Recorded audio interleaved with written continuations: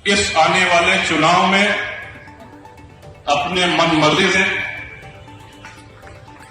अपनी कसौटी पर प्रत्याशी को कसकर जहां चाहे वहां मतदान करें। महज 2 महीने पहले जिन रघुराज प्रताप सिंह उर्फ राजा भैया ने उत्तर प्रदेश की 10 राज्यसभा सीटों के लिए हुए चुनाव में बीजेपी को समर्थन दिया था, उन्हीं ने अब लोकसभा चुनाव में बीजेपी से मुंह मोड़ लिया है। ऐलान किया है कि उनकी पार्टी के कार्यकर्ता और समर्थक पूरी तरह अपनी मर्जी के मालिक हैं और जिसे चाहें वोट कर सकते हैं। आज की इस वीडियो में समझेंगे कि आखिर क्यों रघुराज प्रताप सिंह और बीजेपी के बीच बात नहीं बन पाई, क्यों वो सपा की साइकिल को भी धक्का नहीं लगा रहे और फिर कार्यकर्ताओं समर्थकों को अपने मन से वोट करने की बात कहने के क्या मायने हैं।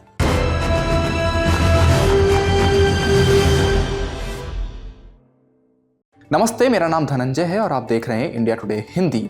बीती 14 मई को प्रतापगढ़ के कुंडा का सियासी तापमान अचानक गर्म हो गया। कुंडा से विधायक रघुराज प्रताप सिंह ने अपनी बेंती कोठी पर पार्टी की बैठक बुलाने का ऐलान कर दिया। खबरें चली कि शाम की बैठक में लोकसभा चुनाव में किस पार्टी को समर्थन दिया जाए, इसकी घोषणा की जाएगी। जनसत्ता दल लोकतांत्रिक के मुखिया की बैठक के ऐलान के बाद उनकी कोठी पर नेताओं का तांता लग गया।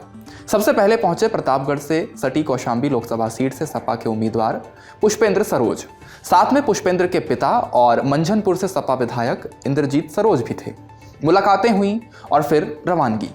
थोड़ी देर बाद इसी जगह पहुंच गए केंद्रीय मंत्री और मुजफ्फरनगर लोकसभा सीट से बीजेपी उम्मीदवार संजीव बालियान के साथ कौशाम्बी सीट से बीजेपी प्रत्याशी विनोद सोनकर भी मौजूद थे।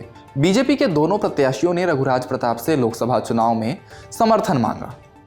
राजा भैया का प्रभाव प्रतापगढ़ और कौशाम्बी सुरक्षित लोकसभा सीट पर है, लेकिन जब भारतीय जनता पार्टी ने प्रतापगढ़ और कौशाम्बी में अपना उम्मीदवार घोषित कर दिया तो दोनों दलों के बीच गठबंधन की संभावनाएं खत्म हो गई। कौशाम्बी से भारतीय जनता पार्टी ने अपने वर्तमान सांसद विनोद सोनकर को मैदान में फिर उतारा, जिनकी राजा भैया से लंबे समय से सियासी अदावत चली आ रही है। इसको लेकर राजा भैया कुछ खिन्न थे और उन्हें मनाने के लिए केंद्रीय गृह मंत्री और भारतीय जनता पार्टी के वरिष्ठ नेता अमित शाह ने बेंगलोर में राजा भैया से मुलाकात की। इसके बाद भी इस बात नहीं बन पाई। कुंडा की बेंती कोठी पर करीब 2 महीने पहले जो हुआ था, अब उसी का रिपीट टेलीकास्ट हो रहा था। फरवरी के आखिर में जब यूपी की 10 राज्यसभा सीटों के लिए चुनाव हो रहा था, तब सपा के पूर्व प्रदेश अध्यक्ष नरेश उत्तम पटेल और यूपी बीजेपी के अध्यक्ष भूपेंद्र चौधरी ने उनसे अलग अलग मुलाकात की थी और अपनी पार्टी के लिए समर्थन मांगा था। लेकिन तब रघुराज प्रताप ने बीजेपी नेताओं की मनुहार सुन ली थी और बीजेपी के राज्यसभा उम्मीदवारों को समर्थन का ऐलान किया था। लेकिन लोकसभा चुनाव आते आते ये समर्थन खत्म हो गया।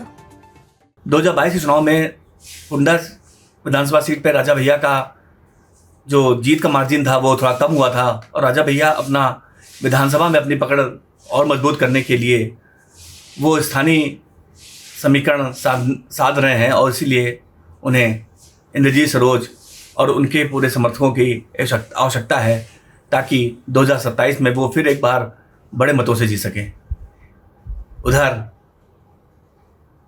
खुलेआम भारतीय जनता पार्टी का विरोध न करके उन्होंने ये भी स्पष्ट कर दिया है कि राष्ट्रीय मुद्दों पर भारतीय जनता पार्टी के समर्थन की गुंजाइश अभी भी खुली हुई है। 6 बार निर्दलीय विधायक बनने वाले रघुराज प्रताप ने 2018 में अपनी पार्टी बनाई थी। 2019 के लोकसभा चुनाव में पहली बार पार्टी ने भागीदारी की थी। उस चुनाव में प्रतापगढ़ से अक्षय प्रताप सिंह और कौशाम्बी से शैलेंद्र कुमार को चुनाव मैदान में उतारा गया था, लेकिन दोनों को ही हार मिली। पार्टी ने 2022 के विधानसभा चुनाव में भी प्रत्याशी खड़े किए थे। पार्टी 24 सीटों पर लड़ी थी, जिसमें से रघुराज समेत 2 उम्मीदवार जीतकर विधानसभा पहुंचे थे। हालांकि 2024 के लोकसभा चुनाव में राजा भैया की पार्टी एक भी सीट पर चुनाव नहीं लड़ रही है। असल में कौशाम्बी सीट के राजनीतिक समीकरण पर रघुराज प्रताप का प्रभाव जाहिर है। इस सीट का चुनावी समीकरण यहाँ की 3 विधानसभा सिराथू, मंझनपुर सुरक्षित और चायल के अलावा प्रतापगढ़ की 2 विधानसभा बाबागंज सुरक्षित और कुंडा तय करती है। पिछले 1 महीने से कौशाम्बी लोकसभा सीट की राजनीति रघुराज के इर्द गिर्द घूम रही है। इसी दौरान बीजेपी नेता और केंद्रीय गृह मंत्री अमित शाह के लखनऊ दौरे के दौरान 2 मई को इस नेता की मुलाकात प्रस्तावित थी, लेकिन जेडीएल प्रमुख के अचानक प्रदेश से बाहर चले जाने के कारण यह मुलाकात नहीं हो पाई। 3 दिन बाद 5 मई को दोनों नेताओं की बेंगलुरु में एक बैठक हुई। दोनों नेताओं ने बंद कमरे में करीब 1 घंटे तक यूपी के सियासी हालात पर चर्चा की, जिसमें क्षत्रियों की नाराजगी दूर करते और कौशाम्बी सीट पर बीजेपी उम्मीदवार का समर्थन करने जैसे अहम मुद्दे थे। हालांकि इन सबके बावजूद 14 मई की अपनी घोषणा में कुंडा के विधायक ने किसी भी पार्टी को अपना समर्थन नहीं दिया। इस फैसले ने बीजेपी और सपा प्रत्याशी की धड़कनें तेज कर दी।